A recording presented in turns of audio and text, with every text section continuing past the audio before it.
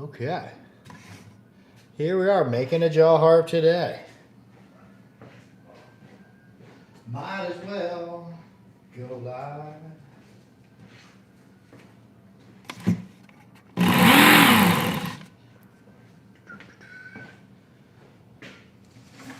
Oh, will this be a success?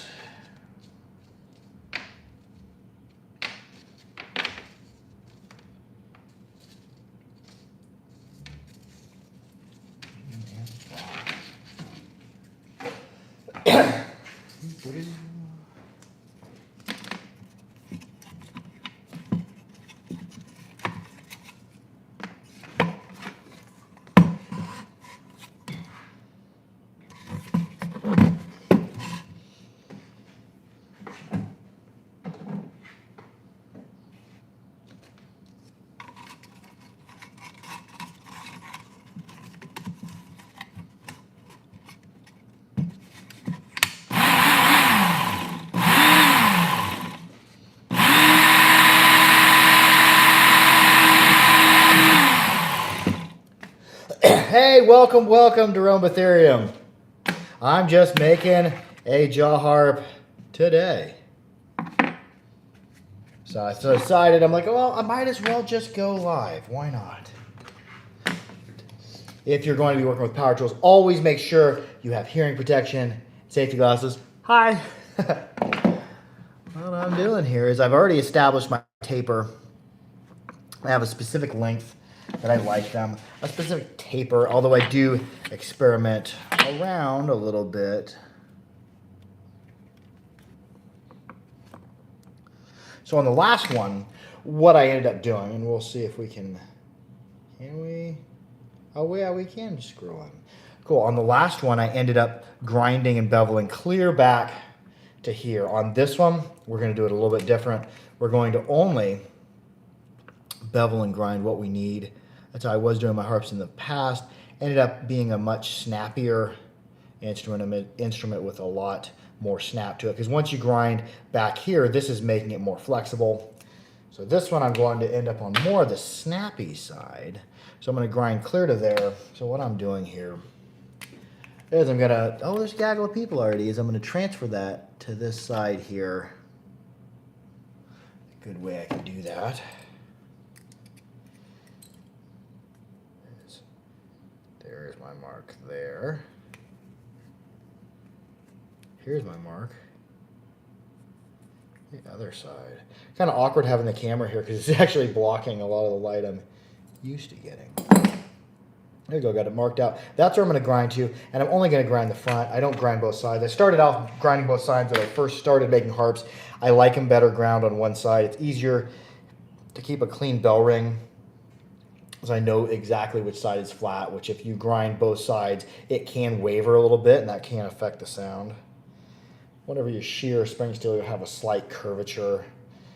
I'll take that out. And as I grind this, it has a slight burr on it from when I sheared it on my precision shear. And that burr will pull it out just a little bit. So as we get rid of that burr, that's going to go away. First thing I'm going to do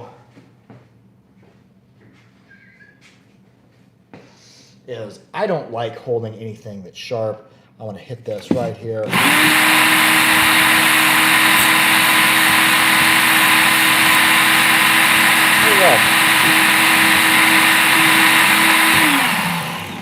Feels nice.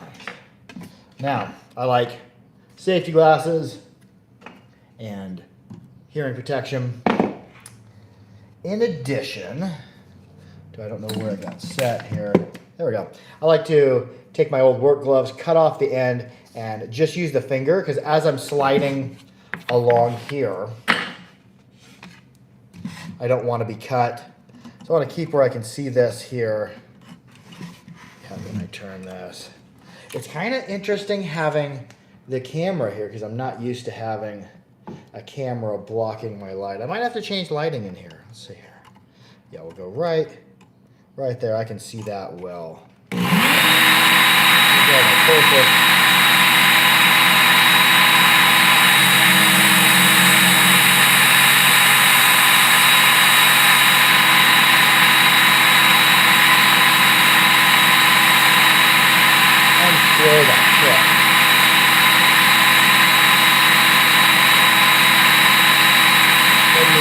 because the bevel is going to point it as well. So a little bit.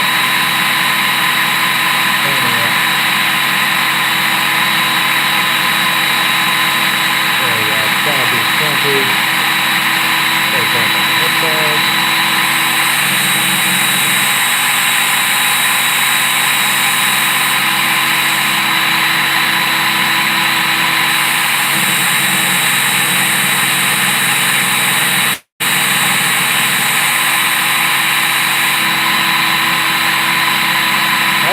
I just tried some work. I haven't tried to help my player. I actually got quite a bit of play in last night. I didn't start till almost 11 o'clock at night.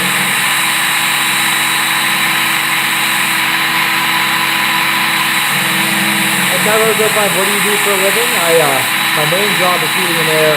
My second job is draw host. I do enjoy the draw host much better.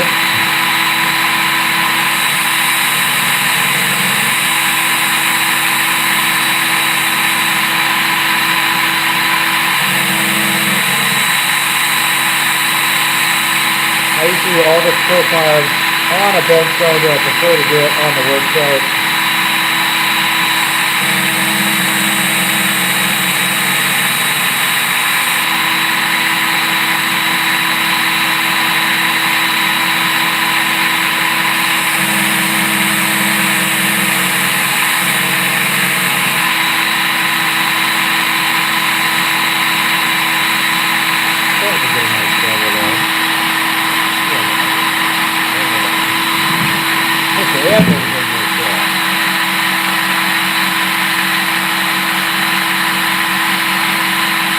Hey, we're gonna go and ooh, that's if you're in the US, that's a good paying job. I don't know about UK, but I'm imagining so. Railways have to be correctly maintained or they become unsafe. Important job, Mr. Director.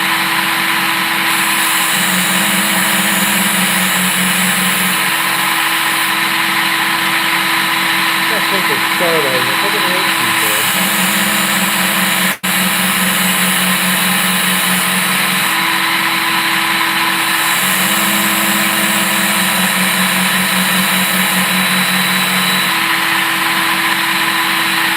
I'm gonna get the distal taper going here.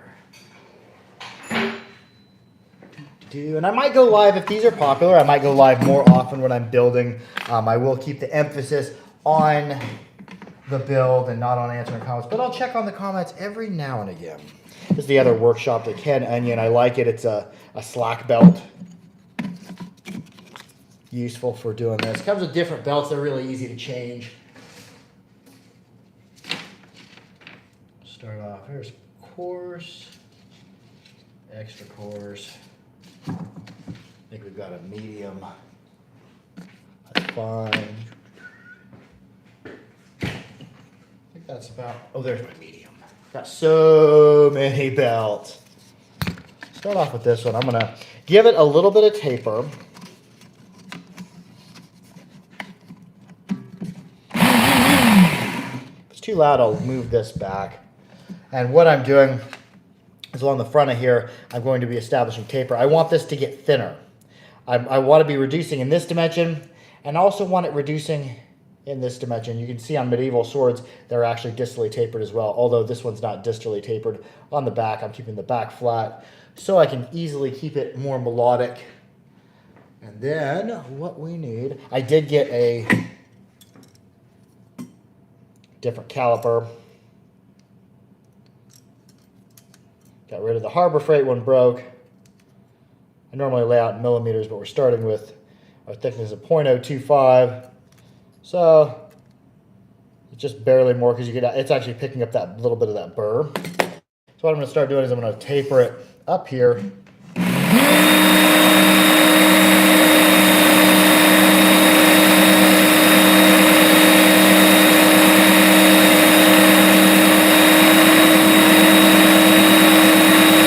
It's really easy to ride down one side of it.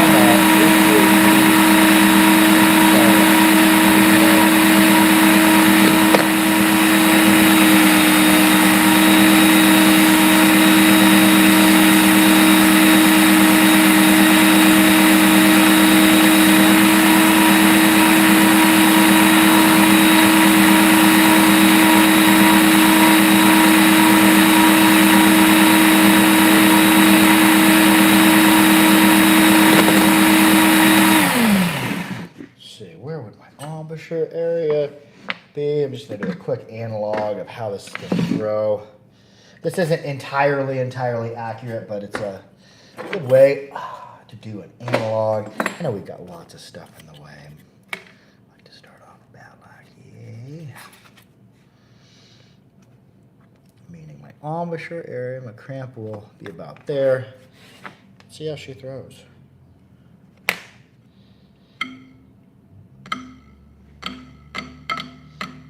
Like that.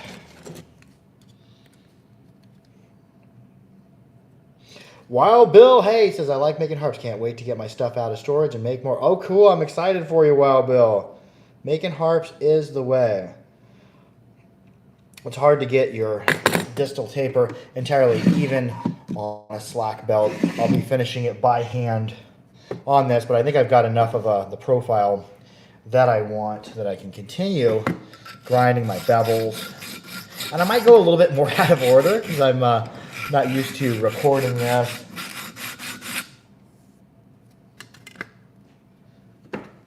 Let's get the slack belt. I don't know if that's a true slack belt, but it is slacky. Let's go back to establishing our bevel.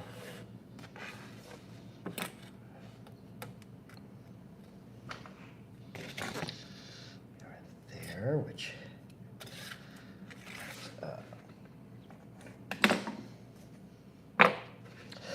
I should be wearing breathing protection. You should wear breathing protection anytime you are grinding metal. Not. That's going to be okay today.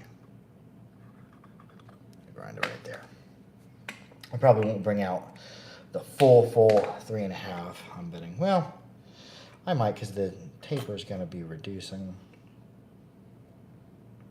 Yeah, we'll bring it still to there. I know I'm doing work I just did 5 minutes ago. How long have we been live? 15 minutes? My goodness. Time flies when you're building a harp. There's my one side. I'll transfer it. Cool.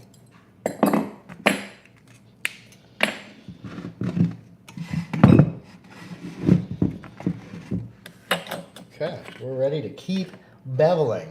You'll see how very exciting grinding metal is, especially when you got to be at least semi-precise. Obatsta says hello. Hello, how are you? How's the weather out yonder? Where are you hailing from? Where are you at? I'm in Kansas in the United States right now. Where's everybody at? No, Wild Bill's in Alaska. Tyrone Zone 5 is in the UK. Obatsa, I don't know where you're from. So yeah, holler out where you're from.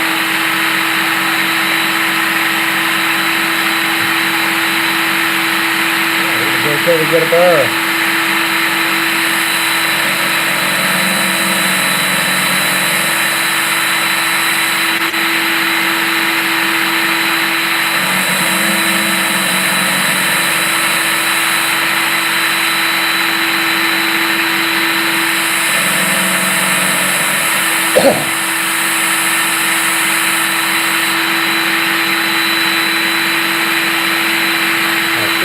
You can see there's still quite a bit of thickness left in the what I'm going to do. I'm going to give myself a little bit extra light on this side. Hopefully it won't mess with the video, but this is really going to help me see what I'm doing. If you can't see what you're doing, that can be a problem.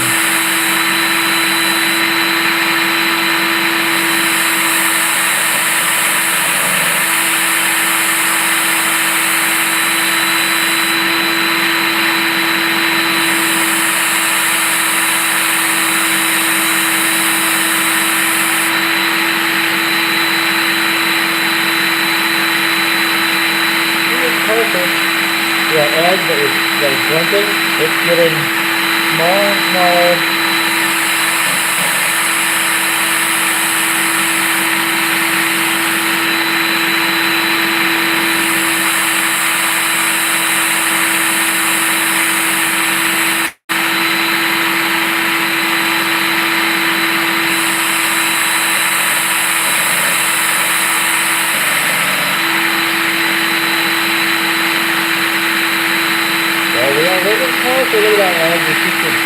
skinnier.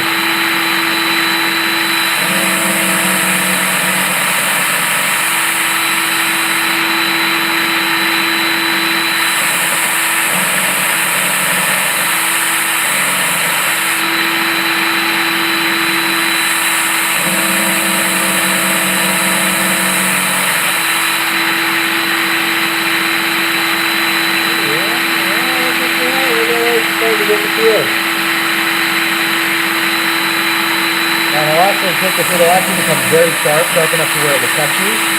And then I'm going to actually dull it, because I want sharp, smooth angle, but not a sharp edge. Because you never want to harp is just going to split the edge and it just cuts you off.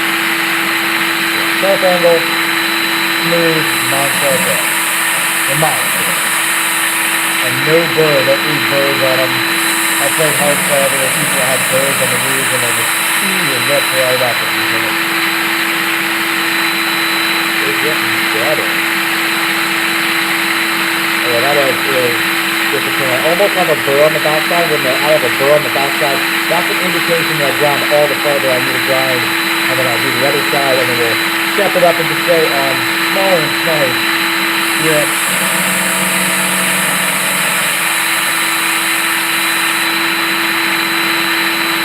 I'm not drawing all the way to the end, but this machine, it says pick up before you get to the end. It will get a severe rounding of the end, so I just wait till I pick it out midway, pick out, don't pull all the way through.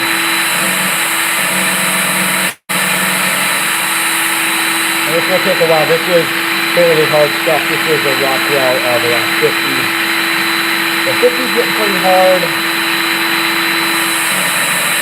50 I think is about machete hardness.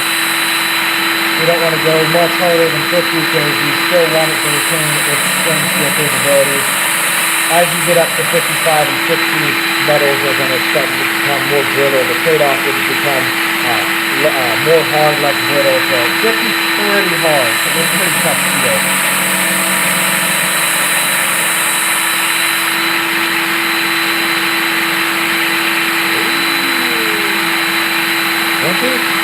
Oh, that cut me a little bit, yeah.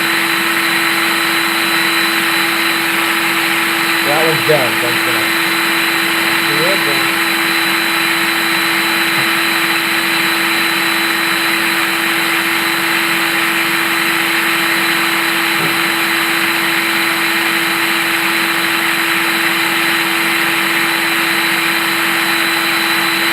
Yeah, it's nice edge. So there's no blinky, it's disappeared. The burr on the back side, that's telling me he's good to go on that side. Opposite side. I'm going to do this with the camera right here. We'll see. Check the skills. See if I got them.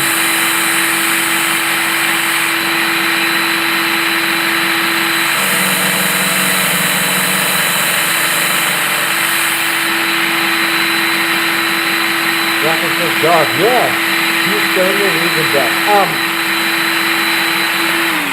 Now, I established, because if I did all this grinding by hand, I would probably spend 4 hours doing it on. I use DMT Dia-Sharp plates. They're uninterrupted surface. I use 4 different grits. I'll finish it on the stone. My inside of my decks, I do use an abrasive power deal to establish, to remove the most of the metal, and then I do 3 to 4 different grits of DMT Dia-Sharp plates. I don't really use stones anymore. Stones, you end up wearing a place and they don't stay as flat as the Dia-Sharp plates. Don't use the ones, if you get DMT plates, don't use the ones with the colored holes in them. You will always be stopping on them. Get the DMT continuous surface uninterrupted. That's what I like. But anymore, I don't have much time, so I can't spend, 4 to 8 hours just rubbing something on a stone. So I do use power tools to help establish stuff more true and straighter. And I've had good luck with it so far. I need one of those brother. Yeah, I like the regular work sharp and then the 10 onion little flash belt. Someday I might get a professional quality flash belt. I don't know. Yeah, well, but I highly suggest this one. It's not super fast, but you can get a nice concave grind. which isn't what you're going to get on the stone. So I've got a ways to go. See that big glampy edge? Big glampy flat edge. This one has disappeared.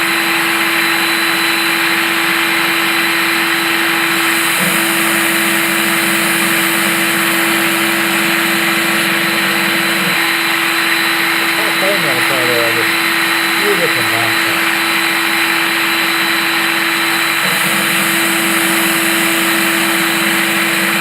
So if we're running this finger across here, we'll start to get little cuts in the thumb, because it's a sharp edge.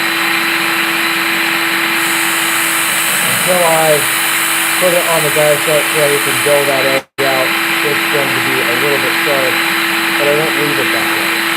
So I'll come back up here, a little bit of light, I'm just using that. And then I'll put paper on it to make it less bright. The only thing worse than not having any light is having lights that are so bright you can't see what you're doing. And these Milwaukee ones that have several different settings, and then for further, to make it further dimmer, I put paper over there. It's a really good effect. I can use it as backlighting for my photographs as well. I don't have any of those product picture-taking boxes with lights. I don't want to buy one of those, so I'll make my own stuff.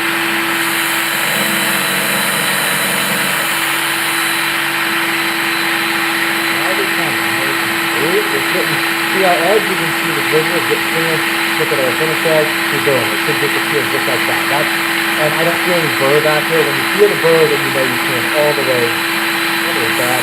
And if anybody's interested in these harp videos, let me know. I thought about making a long form 3 or 4 hour video today, but then I'm like, that's just going to slow the harp build too much. We're going to go live, we're going to try a live thing. I have a couple good friends on here who are makers. Michael Lee, we have Wild Bills in the making, also box carpet, so I'll be showing some of my techniques to y'all. I'm not going to show all of them. I played around with the idea today, and I don't know if it will work out or not, of doing like a YouTube membership thing where I share all of my building skills and all my building knowledge that I've learned so far. Anybody's interested in me creating a membership on YouTube, I'll do so. I created a membership on Instagram. Nobody ever signed up for it, so I didn't really make any exclusive videos on Instagram. So I'm concentrating on YouTube. YouTube pays me. YouTube is the only platform that paid me for the millions and millions and millions of views I've got on here. I've got maybe 50 or 60 million views on TikTok. TikTok never gave me that dime, never let me monetize. I had at least that many on the Instagram channel. They never let me monetize. And I'm going to start concentrating more on the YouTube, because YouTube is actually paying me to make content. And I'm like, oh, that's cool. And I get a lot more interaction on my YouTube. My lives go really far on the YouTube. I really appreciate YouTube. YouTube treats people making videos way better than the TikTok and the Instagram does. So comment below if you're interested in the membership. So I might do that and just create some exclusive harp building videos. I don't know yet. Just playing around with ideas. Because the more I making videos, the more time I can spend making them, and the more elaborate videos. Rob Benson is always very willing to learn new techniques. It's just mumbling over the noise of the camera. Oh, I'm sorry. Here, I'll try to move this microphone up here. I don't know if that'll help or not, but yeah, sorry about the mumbling. Also, I can't really hear myself talking. I am wearing hearing protection.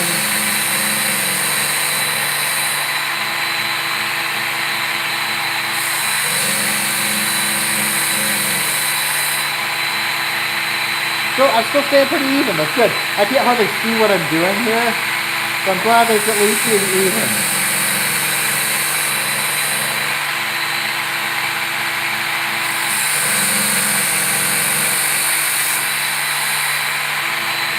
Much better for Wild Bill. Yeah, what we got going on here, I'll show you Wild Bill. Right over here, I had it sitting on the bench. Now I've got it sitting on one of my vices. Here's just a quick view of the shop. It's a little dirty, you know. We hang out here. We also make harps here. I also build the systems sometimes. Well, that's a nice. It's starting to look like the cross section or a medieval sword. That's what I go for. Because I have an actual medieval arming sword, just a recreation of a medieval arming sword made by Sunny Subtle out of Texas, and it actually vibrates like a gel harp reed. You just hit it, it'll make a tone. There's a lot of wisdom in those old swords. So, how's our paper? How's our, oh yeah, we still got a little edge glinting.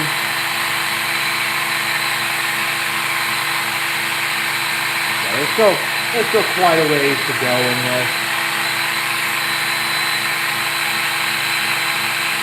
One more posted oak with a flag. I can't tell which flag you posted. I can't see what flag that is.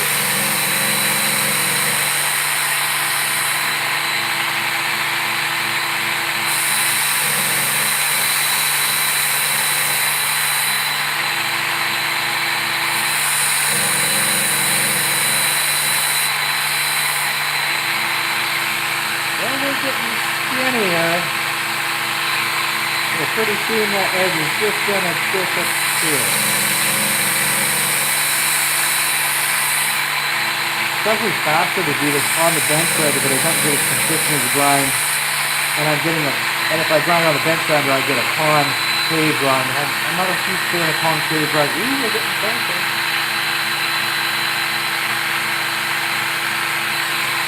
I like convex, not concave. Concave, I guess, would also be referred to as a hollow grind, but it's not a super deep hollow grind. This is not a hollow grind, it's a convex.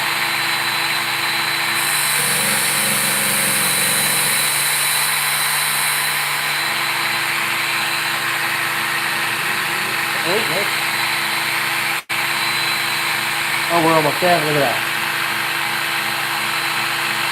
We're almost there. Once that near the tip, I've actually got a little bit of a burr up here. So I've whipped hard up on the tip. So I'm going to not concentrate too much on the tip.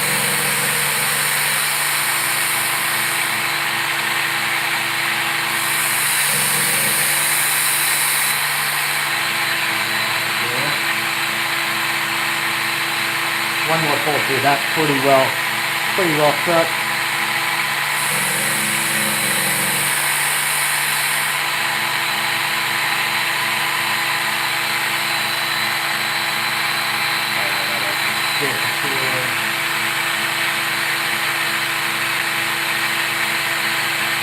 Oh, I can barely see it glinty.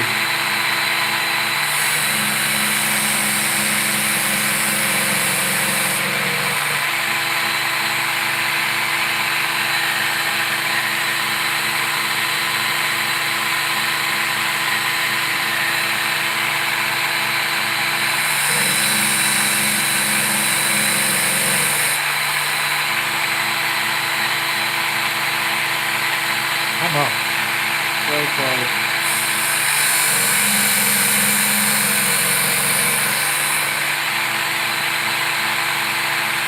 Oh, I'm there right there. Just right along the middle here. So we're not there.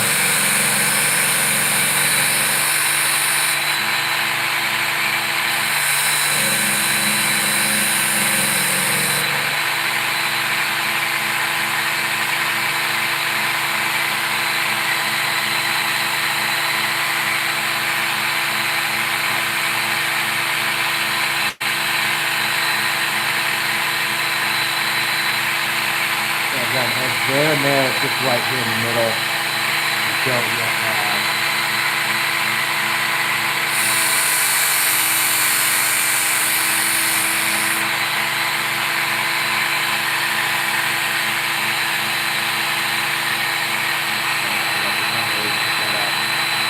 It's just a sprinkling of its length there.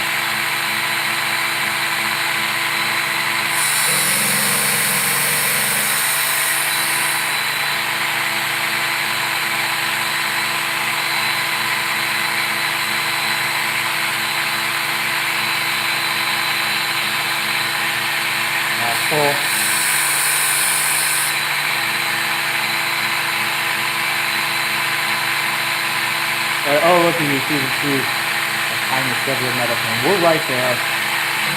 There's no real point to go any further on this grip. Now, you noticed that earlier I barely put a point on this. I barely rounded it. Now look what we have here. We have a tiny or a very, very sharp needle point. That's just a result of the edge going all the way through. So what we're gonna do, unplug, huh, be safe. I wasn't being safe there. Okay, we're gonna go with a less coarse here. With a 45 grit. Now we're gonna go down to cans. Get in there now. Squeezy.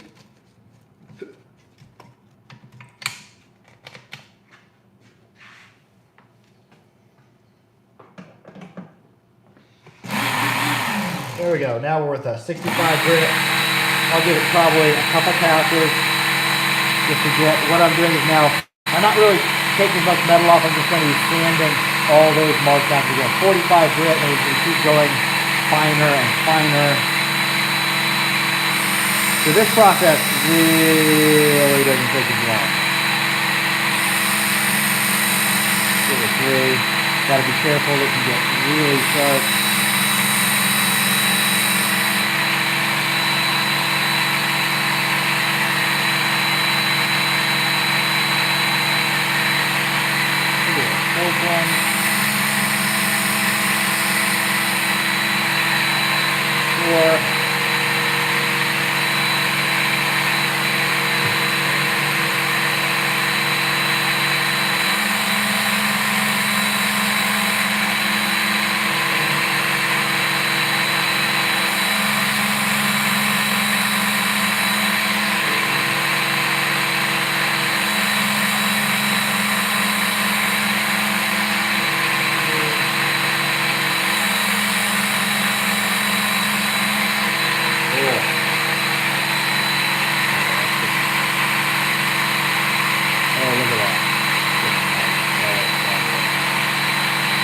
Be careful handling the reed because this will. I've put reeds through one side of my finger and the other. They can get pretty sharp, but they will be going now. But yeah, it is, now we're really starting to look like medieval swords. What I go for. We'll go a little bit finer now. Establishing the profile of it takes the longest, and then going through your other grits doesn't take as long because we're not removing that much metal. We're just polishing it finer and finer. And those familiar with knife sharpening know, or if you've ever profiled an axe, if you've ever done like an apple profile on an axe, you spend most of the time getting your shape, and then the rest of the time just quickly polishing it.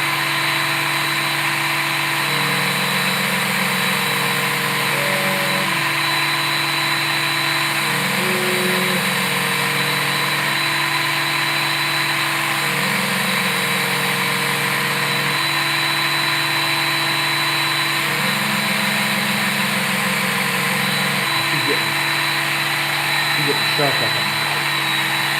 We're going to be taking that back out once we hit the dial sharp plate. Be careful letting it slide along the front because it will cut me.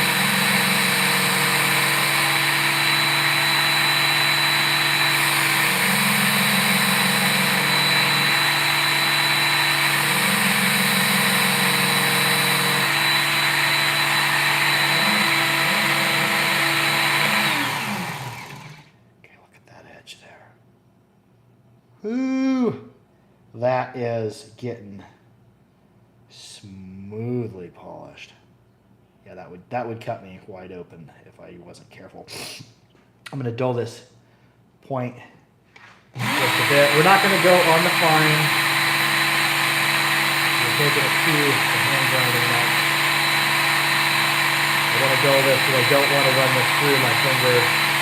I've taken these before while sharpening and ran one through my finger. It went in one side of my finger, came out the other side, actually hit the bone and curled. So it hit here, curled out, and came out.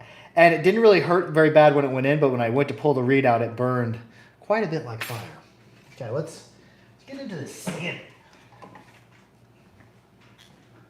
This is an experimental live. We're done with the power tools here. We'll come in and we'll do some sanding.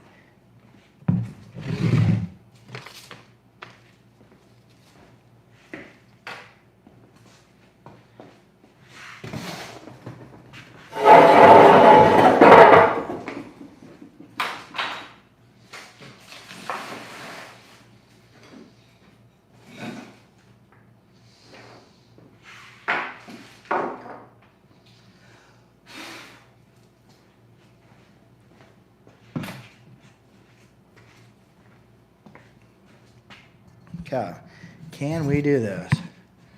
We're in the garage. There we go. Where should we put the microphone? Will we maintain connection with the microphone the whole time? That is the question. Okay, cool. If I do more of these lives, I'll get better set up on where things go.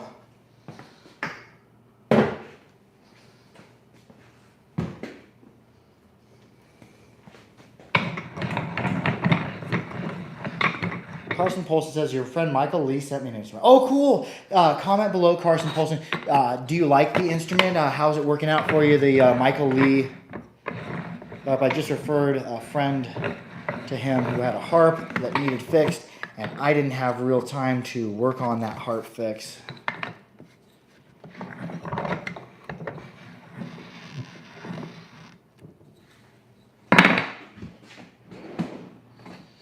Actually my son's workbench, but I use it too. I like to buy presents that both can use.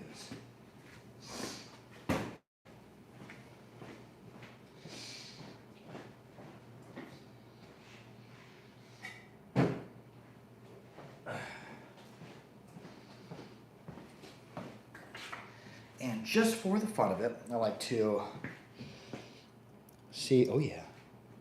Can we see well? Okay, we can see well. I like to always test and see, well, how would this harp throw if it was crimped in a reed?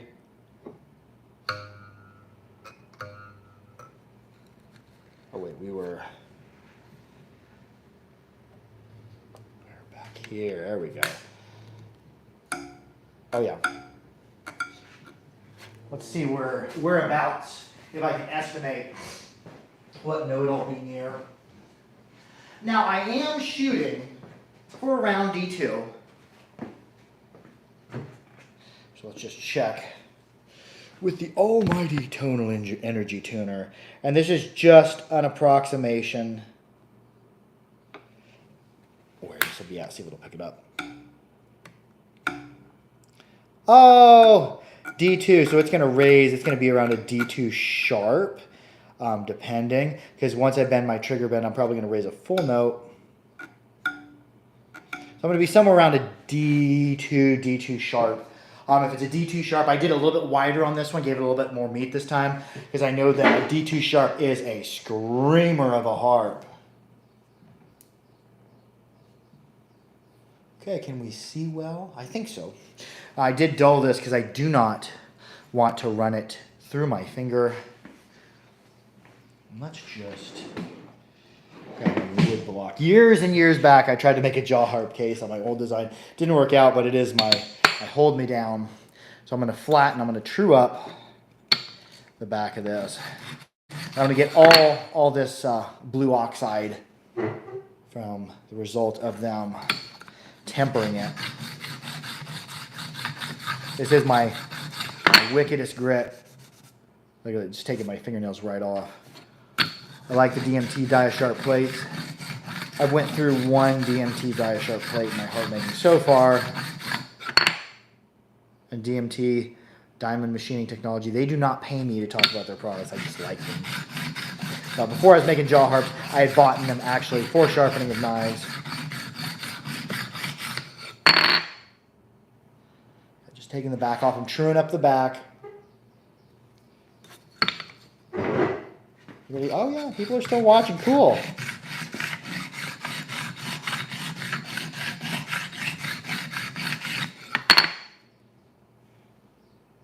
Oh, somebody might be here. I think my wife might be home. True up the back first.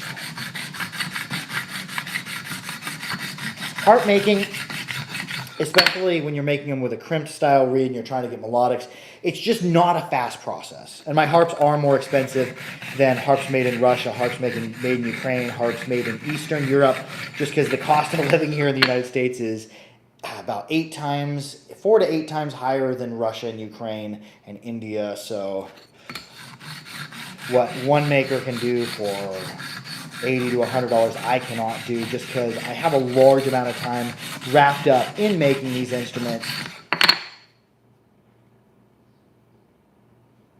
True it up. I want each instrument I send out, I want it to play in a style I like. I like harps that play in a certain way, and I do spend a good deal of time trying to get them to play in that way.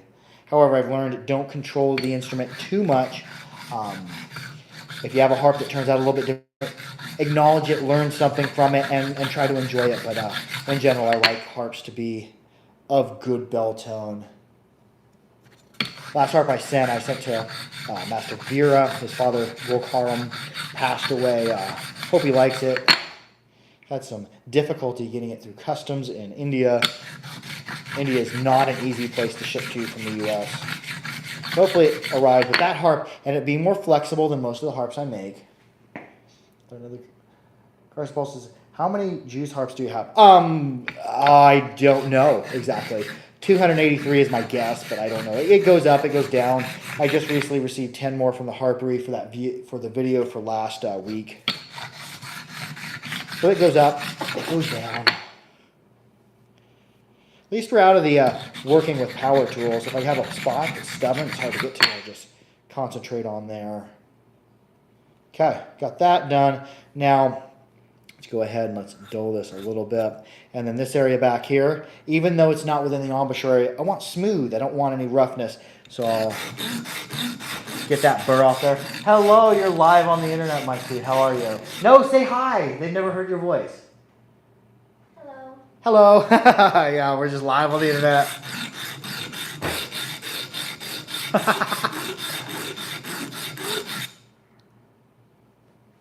Just taking off burrs. Taking off burrs. Taking off burrs. Kind of roll it back and forth. Because this area is not within the embouchure area. Everything, my finger, I'm pinching it to keep it from going out, from going on there and cutting this edge off I just made. But I want to get the burr off here. I'm keeping it square, but slightly rounding just a tad. That'll make it easier to drive through my crimp. There we go.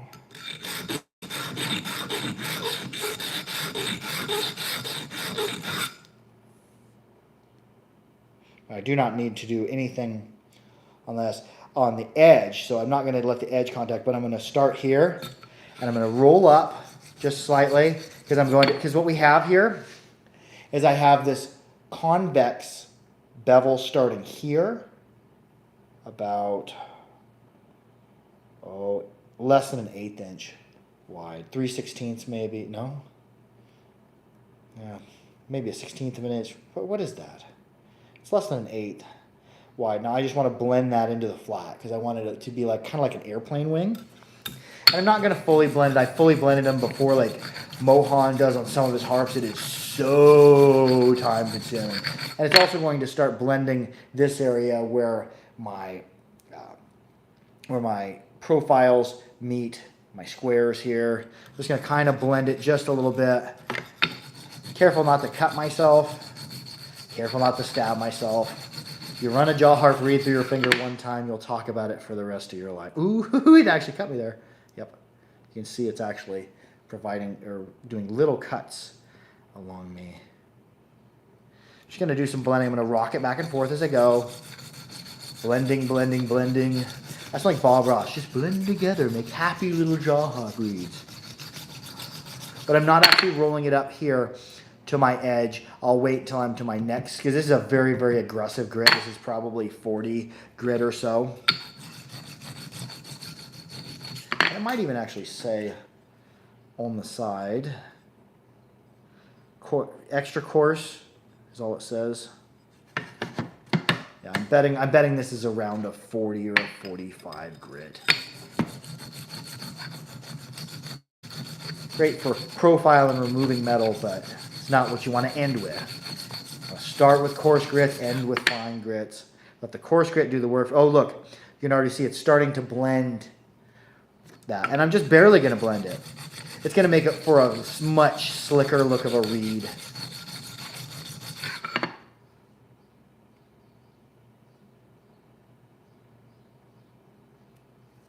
Do a little bit of blending up here. Try not to cut myself.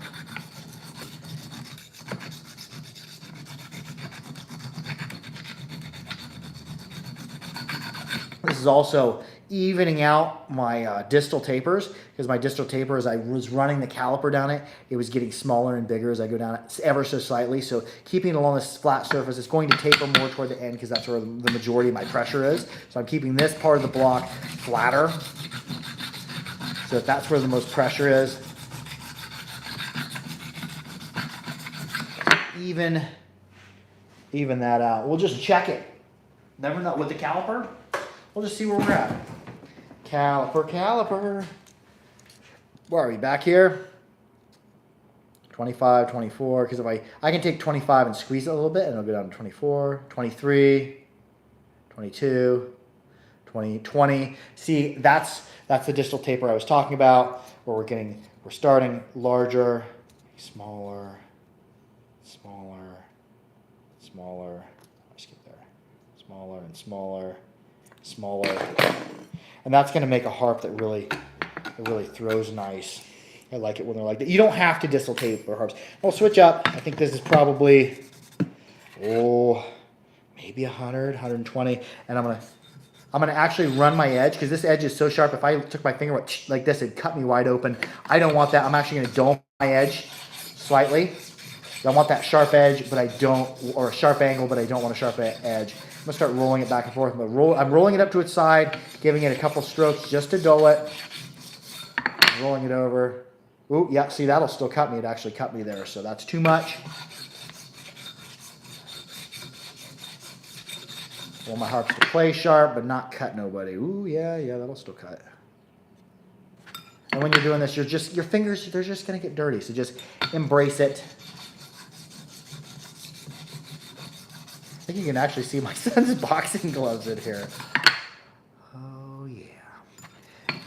And I'll work on with a finer grit, taking the scratch, because when you're going with the braces, when we go with the aggressive grit, the coarser grit, you're putting bigger scratches in there. Think of like bigger rocks in there. It's putting bigger scratches there. As you go to a finer grit, we're putting smaller scratches. So our scratches keep getting smaller and smaller and smaller.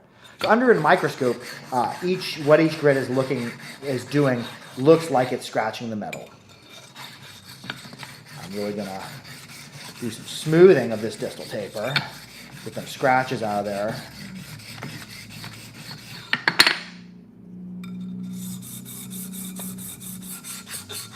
And also back here, I'll choke up on my embouchure area so it doesn't get infected. And I'm just squaring this off. Because this area here, the part I'm pinching here, this area here will be within the embouchure area. This area here will be within the frame area, and then extending beyond, so we'll go. So I keep that pinch there so I don't get into my embouchure area. Look, let the light catch it. Light gives you a lot of feedback to how your edge is. This edge looks like it's been smoothed more than this edge. This edge has some little imperfections in it. Keep your jaw harp reeds very well smooth. I've heard that imperfections can lead to cracking because you're vibrating it. So make sure she's smooth. I'm going to roll back and forth. Roll back and forth. Little dulling. Okay, so that's cutting me substantially less. I can feel it on my fingers. Those who are familiar with sharpening knives, axes, stuff like that, you can actually feel when something will cut you and when it won't. Yeah, see that? Good. Yeah, that's what I want there. That sharp edge or sharp angle, not a sharp edge. Now it's time for me to smooth this, do a little bit more blending. A little bit more blending. I don't know if anybody's still watching or not. Let me see if there's any comments. There's still people watching. Oh, cool. Just a few. Yeah, it's middle of the day right now, or part of the afternoon. 2:41. Ooh, I have to leave here very, very shortly, go pick my son up. So we're going to have to wrap this up in like 9 minutes. I was playing at a friend's house to allow me to build this harp. A little bit of work I need to do on this bevel. I can see it. And that's going to start to blend this edge in here too. You can see it's less pronounced. It was more pronounced before, and now it's starting to blend. You are making a jaw harp by hand, says Dario the Viking. Yes, I am. I'm making this jaw harp. This is going to be the Beb Jaw Harp Johnson, serial number 4. It's going to be around D2 sharp. But yes, I do jaw harp repairs some, and also some jaw harp building. I help my company, theharper.com, and Porky Miller sell harps through my content. I help most of all. My biggest thing in this channel is not selling jaw harps. It's not making jaw harps. It's teaching people about jaw harps. So the more I learn, the more I can teach people, and the more other people learn. I did start on a jaw harp repair. Ended up to be too time consuming. Couldn't get the reed out of there. Somebody had brazed the reed into the crimp. So I forwarded on to my good friend Michael Lee, who is agreed to work on it. Because I do have a pretty, with the amount of content I put out, short and long form, I do keep a pretty heavy, pretty hectic schedule. So I can't spend 6 or 8 hours on a jaw harp repair, nor does anybody want to pay for a 6-hour jaw harp repair. But for a brand new harp, starting from scratch, it's just easier for me to build a harp of my own design. Yeah, we got 7 minutes left before I go pick up my son. I didn't realize it was that. And I'm like, wow, my wife's home early. And then I see him like, oh, hey, it's almost 3. Been live for almost an hour. My goodness. If this part's looking good. Looks like, see I'm getting multiple glints on the edge there. I'm going to do some smoothing on this. And what I'll do now, it's not going to cut me if I don't use hard pressure on this. So I'll just keep rocking it back and forth, go all the way around. Feel that edge and rock back to it. Try to make that edge disappear. So I'm actually leaning this way and leaning this way as I go back and forth. It's a feeling. Pinch the embouchure area. And this isn't things I got out of a book. This is things that I had to learn from building. I did have some help from some makers. I received some advice from Oleg Shipanov, Plekhanov. Denis Plekhanov helped me a bit. So did Dmitry Makseyev. Veskovich also provided me some advice. So I've got some good advice from some friends in Russia and in Ukraine. Also, I got some advice on adjusting more chung frames by Master Mohan. And that was really cool. So it's good that people are sharing these techniques. So I'm getting a little bit shared with me, so I'm sharing a little bit with you too.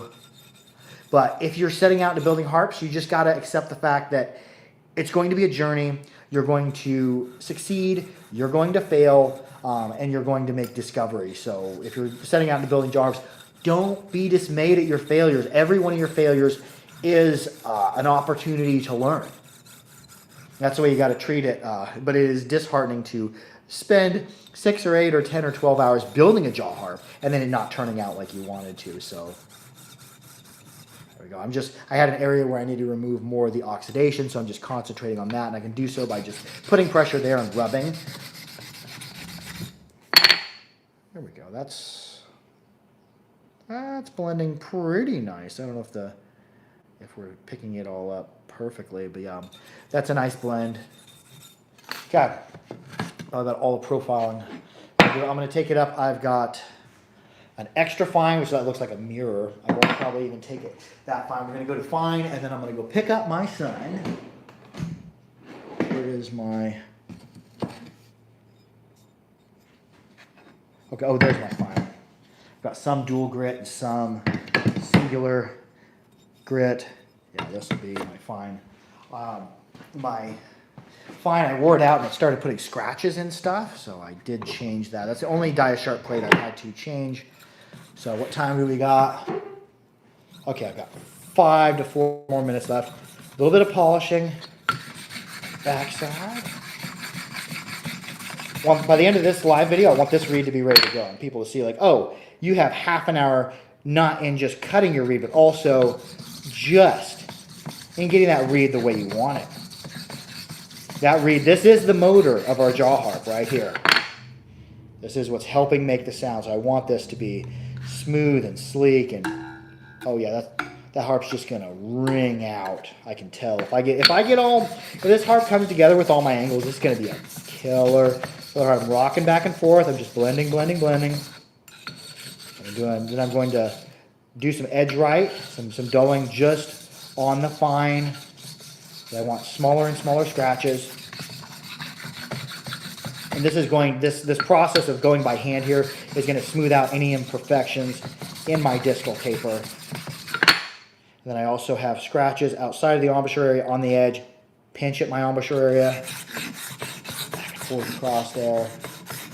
Now we only got 3 minutes left, and I've got to go pick up my son. So thank you to all you who tuned in. I know a lot of you here in the United States and Canada and Mexico are watching. You're right in the middle of the working day. So thank you so much for tuning in. It's very cool talking with you and know people are watching the harp build.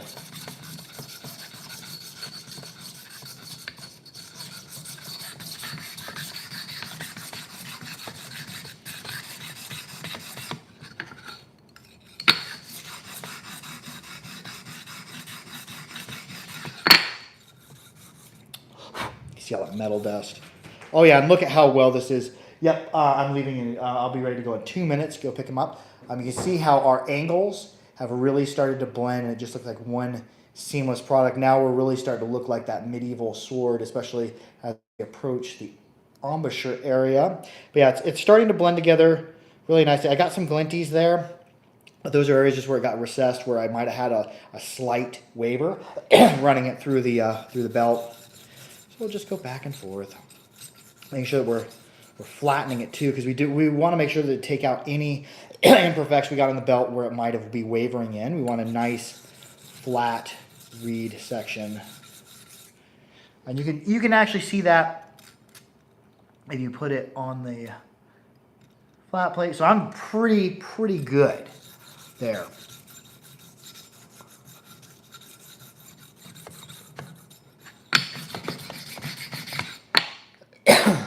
Yeah, we call it good with that. Still a little pokey, so we'll duller on the fine.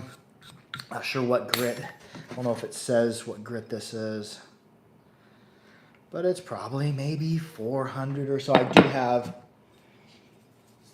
extra fine that's probably 1,000 grit or more, which I really don't polish much on that, because you get from the fine, you get a nice high level of polish. And this isn't actually, I'm putting light pressure. It's indenting my fingers, but it's not cutting them. That's the sign that I've done my job. If I would have put this much pressure down on this initially before I started dulling, it would have sliced me right open. And I actually have 2 cuts on the back of my hand where I tested it. Okay, that's going to be a jaw harp reed for serial number 4. That's going to work out really, really nice.